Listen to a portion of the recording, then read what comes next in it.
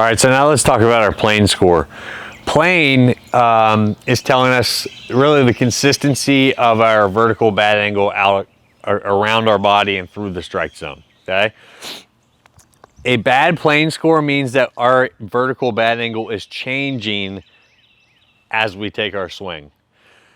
If we have really good plane, we're consistent. What that means is we're going to establish our vertical bat angle back here, somewhere deep into the zone, and we're going to keep that vertical bat angle consistent out through the plane of that pitch, and obviously eventually we'll turn it over. But what I see with a lot of kids is we'll get that vertical bat angle and we'll start rolling wrists early, which as you can see, my vertical bat angle is changing as I swing, which means I'm not staying on plane very long at all. Okay, so that on plane efficiency, which might be the number one most important stat for you guys, is telling us how consistently our bat is staying at whatever vertical bat angle we establish. Keep in mind here, our vertical bat angle is going to change pitch to pitch. It's not the same every single time. A pitch that's up in the zone, my vertical bat angle is going to be fairly flat. As you can see right there, fairly flat vertical bat angle. As the pitch lowers, my vertical bat angle will change to match the height of that pitch. So every single swing we establish that vertical bat angle early, and we need to keep that consistent. So one way to work on that, and again, this is kind of a postural thing.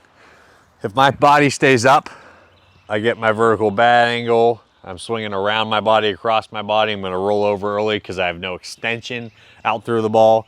But we need to make sure that we're able to stay behind the ball and out through it. So a good way to drill to work on this is to practice swinging out from our body instead of across our body. So what's that mean?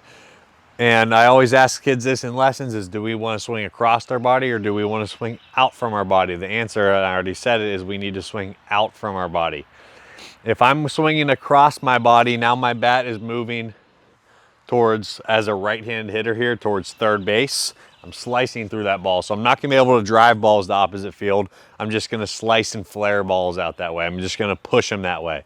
We need to get behind it and out through it.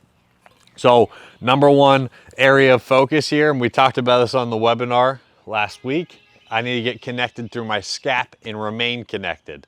If I can't stay connected here, now my hands are going to be moving across my body as I swing. As you can see, if my first move is forward with my hands and I lose connection here, now my hands are working across my body, slicing through that ball, and my swing is finishing out here. So when I say my swing finishes, what I'm talking about is where this arm reaches full extension. If I'm swinging here and I hit this ball and I reach full extension over there, that's where my swing finished. We need the swing to finish out through the ball. So stay connected to your scap and just try to take really slow motion, dry swings. Don't even need a ball or anything on the tee. Connected through the scap, connected, connected, connected, connected.